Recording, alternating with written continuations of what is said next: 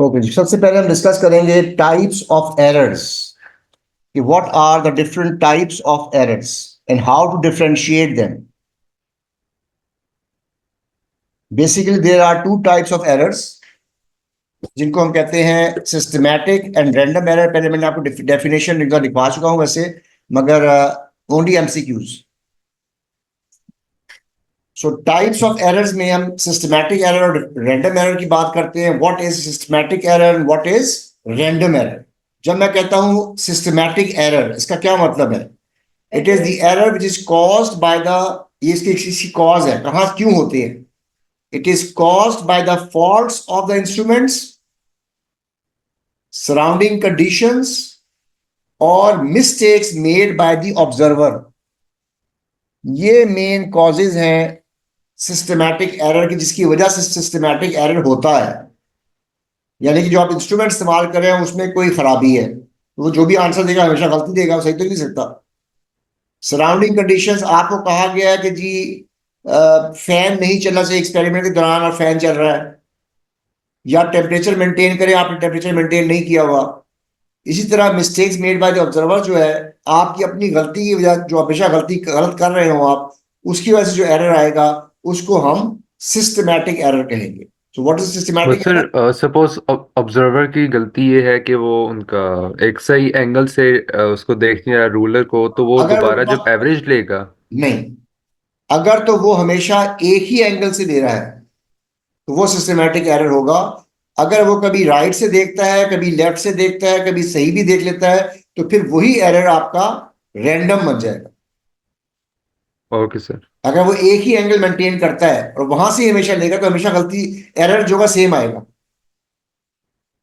तो उसको फिर हम सिस्टमैटिक एरर कहेंगे। मगर अगर वो मुख्तलिफ जगह से देख रहा है, कभी राइट से कभी लेफ्ट से, एंगल भी चेंज कर रहा है, तो फिर वो रैंडम एरर बन जाएगा। उसको आप एवरेज से रिमूव कर सकते हैं। सो सिस्टमैटिक एरर क्या है? The size of the error is रफली constant and reading may be greater और less than the actual value. यानी कि जो एरर है उसकी वैल्यू हमेशा कांस्टेंट रहेगी। वो आंसर से ज्यादा भी हो सकता है वैल्यू, आंसर से कम भी हो सकती है। यानी एक्चुअल आंसर से ज्यादा आंसर भी आ सकता है और कम भी आ सकता है, मगर वो हमेशा कांस्टेंट रहेगा। इसको आप एवरेजिंग करके नहीं रिमूव कर सकते। तो फिर क्या करेंगे? It can only B removed bye improving experimental techniques. यानी जब आप एक्सपेरिमेंट परफॉर्म कर रहे हैं तो कुछ खास एक्सपेरिमेंटल टेक्निक्स हैं, उनके जरिए ही इसको आप रिमूव कर सकते हैं। अब वो एक्सपेरिमेंटल टेक्निक्स क्या है? Number one, change the instrument. जिस पे आपको शक है वो इंस्ट्रूमेंट चेक कर ले, या उसका जीरो एरर चेक कर ले, या इंस्ट्रूमेंट चेंज कर दे अगर आपको शक है तो। Take the reading of a known value. जो इंस्ट्रूमेंट आप यूज कर रहे हैं उससे कोई वो वैल्यू चेक करें जिसका आंसर पहले से पता है आपको। If you get the same answer, फिर instrument is fine. If you get a different answer, that means your instrument is faulty. Otherwise change the observer, और वो शख्स जो है he uses his own instrument for measurement. किसी और से कहेंगे जी ये जरा मेजरमेंट लेके दिखाए अपने इंस्ट्रूमेंट से, आपका क्या आंसर आ रहा है। अगर उसका आंसर और आपका आंसर सेम आ रहा है तो फिर इंस्ट्रूमेंट ठीक है आपका, और अगर डिफरेंट आंसर आ रहा है तो फिर इसका मतलब ये है कि आपका instrument is incorrect and you have to change the instrument and take use a better instrument. आमतौर पे कौन कौन से एरर्स जो हैं उनको हम सिस्टमैटिक एरर कहते हैं? सबसे कॉमन जो है वो जीरो एरर है। ह्यूमन एरर, ह्यूमन एरर तो वेरी कर सकता है ना। हाँ, पर्सनल एरर्स में फिजिकल कंस्ट्रेंट्स, लिमिटेशंस। अब आपने एक ज्यादा हाइट की चीज मेजर करनी है और आपकी हाइट कम है, तो आप अपनी हाइट तो नहीं बढ़ा सकती। तो फिर क्या करेंगे? आप या तो किसी स्टूल के ऊपर खड़े होकर रीडिंग लेंगे, या किसी लंबे बंदे से कहेंगे।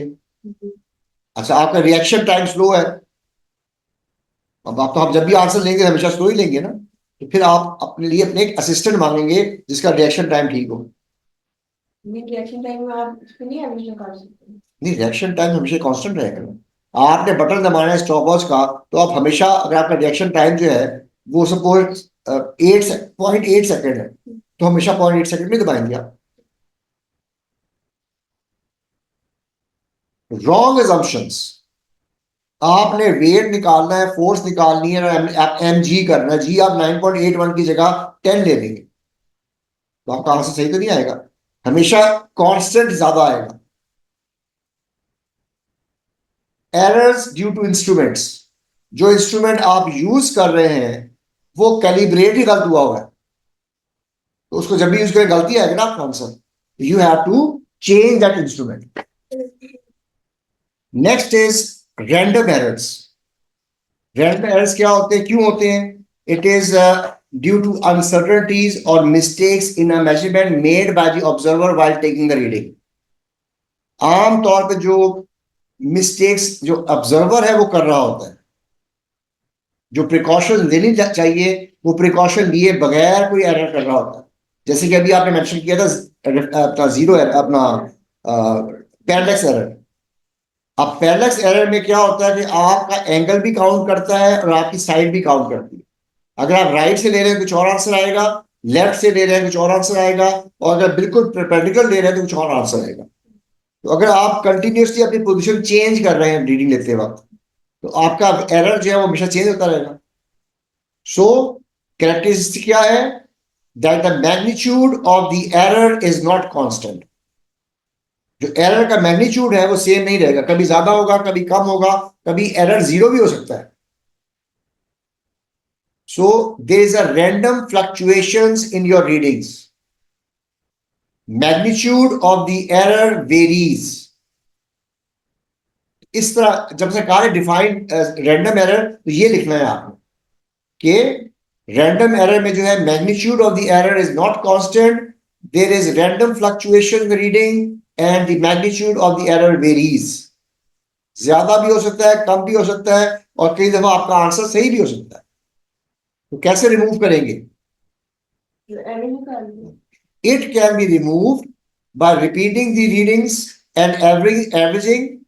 3-4 रीडिंग लेकर उसकी एवरेज ले लें, या you are plotting a graph of best fit line. जब आप एक्सपेरिमेंट में बेस्ट फिट लाइन बनाते हैं तो वो एक्चुअली आप एवरेजिंग कर रहे होते हैं, उससे जो आंसर आएगा it will be an average value, it will be almost correct.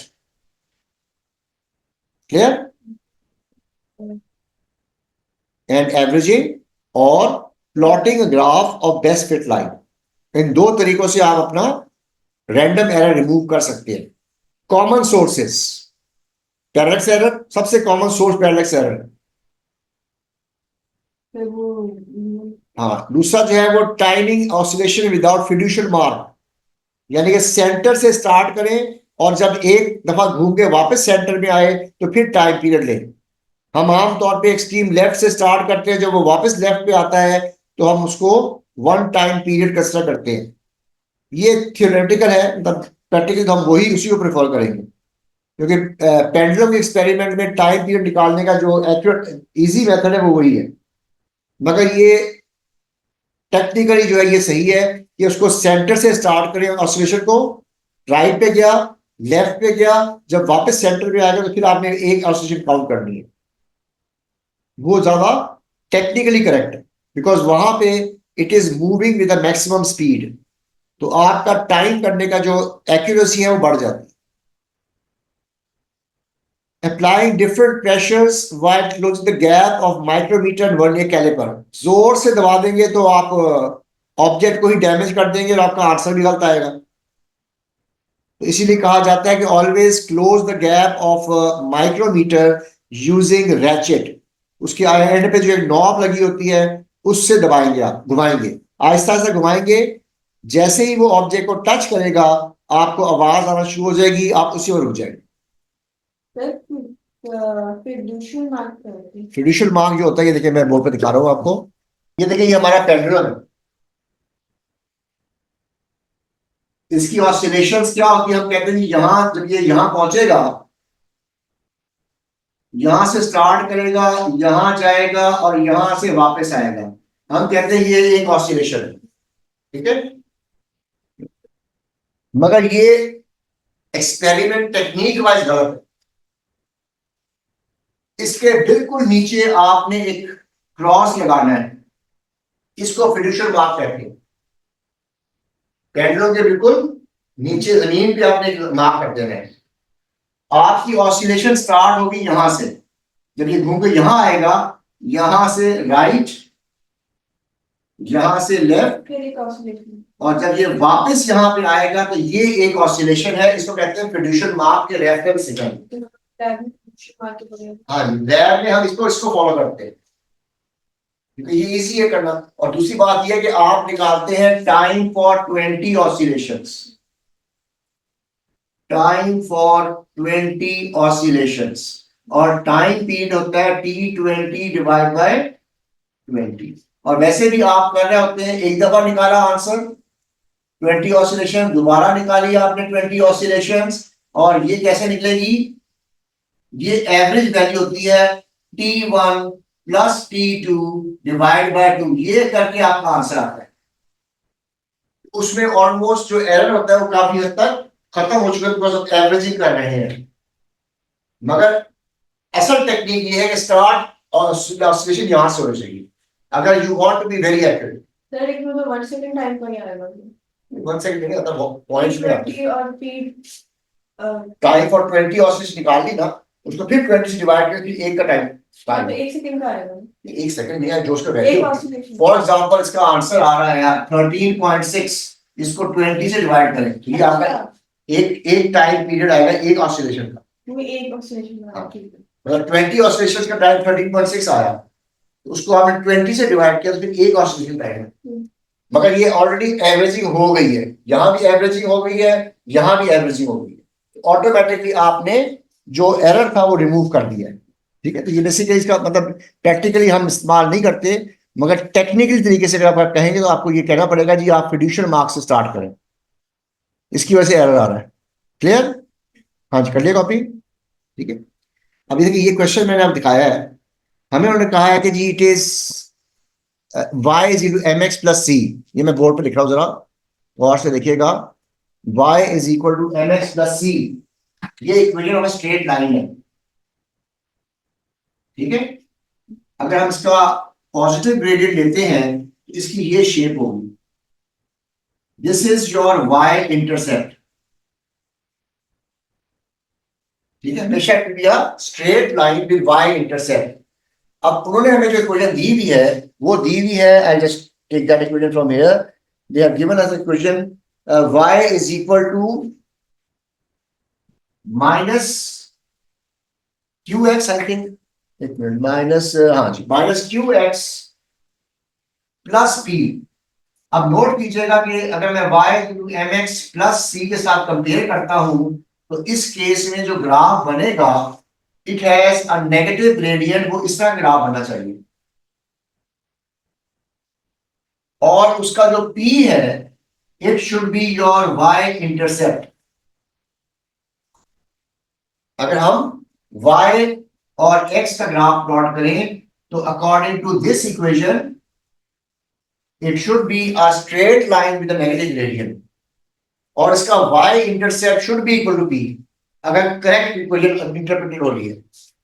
अब इसमें अगर आपके तमाम पॉइंट जो है वो इस तरीके से इसके इर्द गिर्द आ रहे हैं, थोड़ी बहुत फ्लक्चुएशन आ रही है, तो फ्लक्चुएशन जो है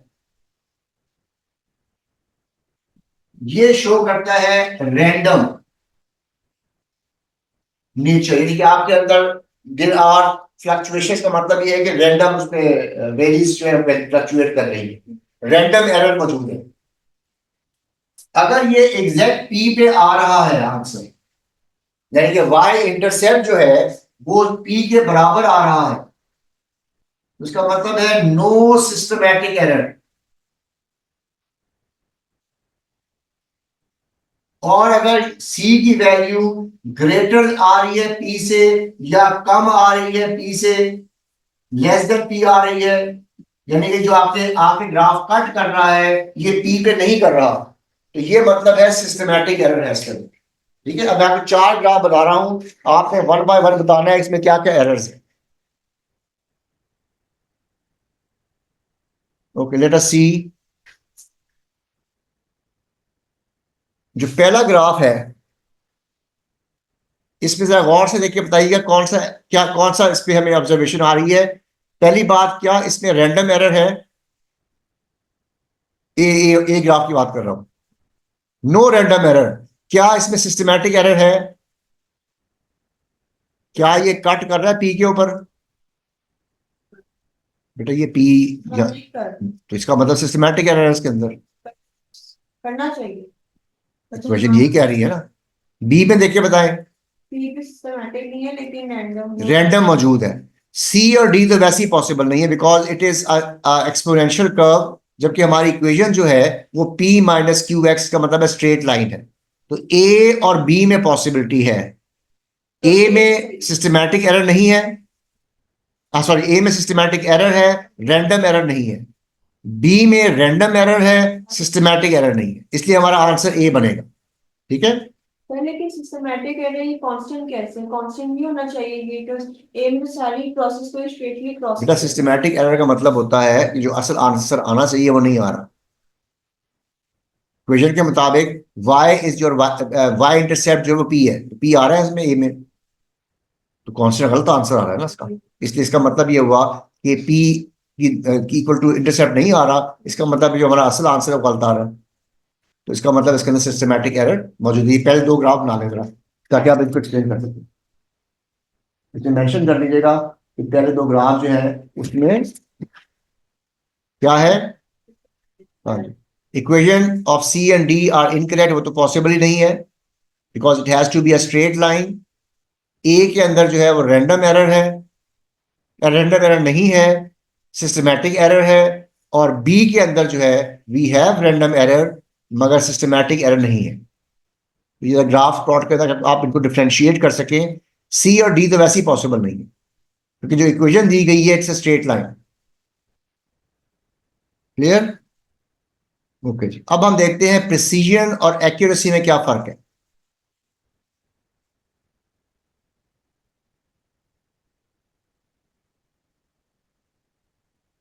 तो फ्लक्चुएशन जो है वो रैंडम एरर को शो करती हैं, और जो आंसर आना चाहिए कि वो नहीं आ रहा, तो वो सिस्टमैटिक एरर को शो करता है। ये y भी प्लस ये y भी इनटू स्ट्रेट लाइन की इक्वेशन है हमेशा ये, ये qx हमेशा नीचे जाता है लेकिन माइनस लिखा हुआ है ना। माइनस क्यू का मतलब है कि माइनस ग्रेडियंट, और माइनस माइनस एम इसका मतलब है negative, negative gradient. Q gradient को रिप्रेजेंट कर रहा है ना। नेगेटिव का मतलब ये है कि it should B have a gradient, का मतलब है कि वो नेगेटिव साइड पे जाएगा वो। ओके जी, अब आता है प्रिसीजन। प्रिसीजन का क्या मतलब है? प्रिसीजन मतलब है deviation, deviation of the reading from the actual value, यानी जो आपका असल आंसर है उससे आपका आंसर कितना डेविएट कर रहा है, उसको प्रिसीजन कहते हैं। इररिस्पेक्टिव ऑफ साइन का मतलब है आपका आंसर पॉजिटिव में भी हो सकता है, ग्रेटर भी हो सकता है, और लेस भी हो सकता है। फॉर एग्जाम्पल, अगर हमारी रीडिंग आ रही है कि टाइम पीरियड जो है वो 1.2 आना चाहिए, आपका आंसर आता है 1.3, तो कितनी डेविएशन है? 0.1 की डेविएशन। 1.3 आए या 1.1 आए, दोनों में डेविएशन 0.1 की ही है। डेविएशन का मतलब है कि आपकी प्रिसीजन कितनी है। आपने एक दफा रीडिंग ली 1.1 आया, दोबारा रीडिंग ली 1.2 आया, तीन दफा तीसरी दफा फिर रीडिंग ली फिर 1.1 ही आया, इसका मतलब आपकी जो डेविएशन है वो 0.1 आ रही है। इसका मतलब है you are giving a precise answer. जो आपके आंसर्स आ रहे हैं उनके दरमियान में कोई फर्क नहीं आ रहा। तो टाइट्रेशन होता है कि पहले तो सही आ गए तो फिर तीसरी की जरूरत नहीं। हाँ, जरूरत नहीं है। आप रीडिंग ले रही है ना, फॉर एग्जाम्पल पूरी क्लास है, एक्सपेरिमेंट परफॉर्म कर रही है, अब सब लोग टाइम पीरियड निकाल रहे हैं। अगर सबका आंसर जो है वो 1.3 आ रहा है, 1.33 आ रहा है, सपोज 1.33 आ रहा है, असल आंसर जो है 1.5 है। जब सबका आंसर 1.33 आ रहा है, इसका मतलब है आपस में आपकी प्रिसीजन है, आपके रीडिंग्स एक ही वैल्यू के बराबर बराबर आ रहे हैं, तो आपका आंसर बड़ा प्रिसाइज आ रहा है, मगर वो एक्यूरेट नहीं है। जैसे कि यहां मैं दिखा रहा हूं, मैं आपसे कहता हूं जी वायर का डायमीटर निकालें। अब 5 बच्चे एक्सपेरिमेंट परफॉर्म कर रहे हैं, एक का आंसर आ रहा है 0.38, दूसरे का 0.36, तीसरे का 0.4, चौथे का 0.44, पांचवें का 0.42। इन तमाम आंसर की एवरेज क्या है? 0.40, जो एक्चुअल आंसर है। तो क्या पहले वाला का एक्चुअल आंसर के बराबर आंसर है? कितना फर्क है? 0.02 का। ये आपकी डेविएशन। दूसरे का कितना फर्क है? तो ये उसकी डेविएशन है। ठीक है, यानी कि असल आंसर से आपकी वैल्यू कितना चेंज हो रही है या कितना फर्क है, उसको डेविएशन कहा जाता है। इन सब में सबसे कम डेविएशन किसकी है? कौन से स्टूडेंट की है? 1 2 3 4 5, थर्ड की है। इसी तरीके से जब आप रीडिंग लिखती हैं 13.4 प्लस माइनस 0.1, ये प्लस माइनस 0.1 जो इसको डेविएशन कहा जाता है। और यही मेजरमेंट ऑफ प्रिसीजन, यानी जो आप इंस्ट्रूमेंट इस्तेमाल कर रही हैं उसमें जो प्लस माइनस वैल्यू लिखी हुई है उसको डेविएशन कहा जाता है। जितनी कम डेविएशन होगी उतनी ज्यादा प्रिसाइज होगी। क्लियर? फॉर एग्जाम्पल, मैं length of a market cap निकाल रहा हूं, I am using a ruler, तो मेरा आंसर आ रहा है कि 2.1 प्लस माइनस 0.1। दूसरा मैं निकालता हूं वर्नियर कैलिपर से, मेरा आंसर आ रहा है 2.14 प्लस माइनस 0.01। तो कौन सा ज्यादा प्रिसाइज है? नहीं सही नहीं कर रहे, हाँ, वर्नियर कैलिपर। वर्नियर कैलिपर, क्योंकि इसकी डेविएशन कम है। 0.1 ज्यादा होता है, 0.01 कम होता है। तो जिसका एरर कम होगा उसकी डेविएशन कम होगी, जिसकी डेविएशन कम होगी, हाँ, ठीक है, असल में तो यही है ना, 2.1 ही है ना, मगर ये ज्यादा एक्यूरेट होगी। So the second reading is more precise as deviation is less. यानी कि जितना आपके आंसर में फर्क आ रहा होगा वो डेविएशन कहलाएगी, और जितनी डेविएशन कम होगी उतनी ही ज्यादा जितनी डेविएशन कम होगी उतनी ज्यादा प्रिसीजन। प्रिसीजन होगी। तो प्रिसीजन का मतलब है डेविएशन। अब आता है जी, अच्छा, जरूरी नहीं कि प्रिसाइज आंसर जो है वो एक्यूरेट भी हो। आपके आंसर जरूर एक वैल्यू करीब करीब आ रहे हैं, मगर जरूरी नहीं कि वो एक्यूरेट भी हो, बिकॉज अगर उसके असल आंसर के बराबर नहीं आ रहे तो फिर आपका आंसर गलत है। अब आता है जी एक्यूरेसी। एक्यूरेसी का मतलब ये होता है कि आपका आंसर कितना करीब है to the actual value. A measurement is said to be accurate if the reading is close to the actual value. जो असल आंसर है तो कितना करीब है, और इसको हम चेक किस तरह करेंगे? Bye calculating the percentage error. Smaller the percentage error, greater the accuracy. जैसे कि मैं दो रीडिंग्स दे रहा हूं, एक है लेंथ L1 10 प्लस माइनस 0.1, और दूसरी रीडिंग ले रहा हूं L2 20 प्लस माइनस 0.1। इन दोनों आंसर की डेविएशन सेम है, सो दोनों आंसर की प्रिसीजन सेम है। Both the lengths have same precision, क्योंकि डेविएशन सेम है। परसेंटेज एरर देखें, पहले का जो है वो 1% आता है, 0.1 डिवाइड बाय 10 इंटू 100, और दूसरे वाले का 0.1 डिवाइड बाय 20 इंटू 100%। इसका मतलब है दूसरे वाले का परसेंटेज एरर कम है। जितना कम परसेंटेज एरर होगा उतना ही ज्यादा वो एक्यूरेट होगा। Thus, the reading L2 is more accurate as compared to the reading of L1 because it has smaller percentage error. A precise reading may not be accurate as they deviate from the actual value, but an accurate value is correct as it is close to the actual value. तो ये फर्क है precision का और accuracy. कम हो गए हाँ, इसका एरर का हम ये कैसे आप डिवाइड बाय 10 और फिर 0.1 वैल्यूज दी हुई ना आपको साथ, जिस इंस्ट्रूमेंट को यूज किया आपने, ठीक होगी बात। अब आता है जी ग्राफ। ये चार ग्राफ है मेरे पास, ए बी सी डी। इसमें जो हॉरिजॉन्टल जहां पे जो ये नजर आ रही है इसको हम कहते हैं डेविएशन। इसकी डेविएशन ज्यादा है, इसके जो जो मैंने यहाँ पे हमने टेबुलेशन की हुई है और उससे ग्राफ प्लॉट किए। तो आप नोट कीजिएगा कि जो बी का जो रिजल्ट है उसमें आंसर आपके बहुत वेरी कर रहे हैं, इट हैज लार्ज डेविएशन। और अगर मैं इन ग्राफ्स का एवरेज निकालता हूं तो वो मेरी प्रिसीजन को शो, वो मेरी एक्यूरेसी को शो करता है। अगर एवरेज वैल्यू x नॉट के बराबर आ जाए तो मेरा आंसर एक्यूरेट है। तो ए होगा ना। हाँ जी, it A is accurate and more precise. B is accurate but less precise. What about C? C is not accurate and but precise. But precise. D is neither accurate nor precise. not precise. नहीं accurate थोड़ा सा तो है। बेटा इसका average यहाँ पे आएगी, ठीक है, ये देखें इसकी एवरेज यहाँ पे आ रही है, इसकी एवरेज यहाँ पे आ रही है, एक्यूरेट तो नहीं है। सी प्रिसाइज है मगर डी प्रिसाइज नहीं है। सी प्रिसाइज है, एक्यूरेट एक्यूरेट नहीं है। डी प्रिसाइज भी नहीं है और एक्यूरेट भी नहीं है। ठीक है, A B C and D.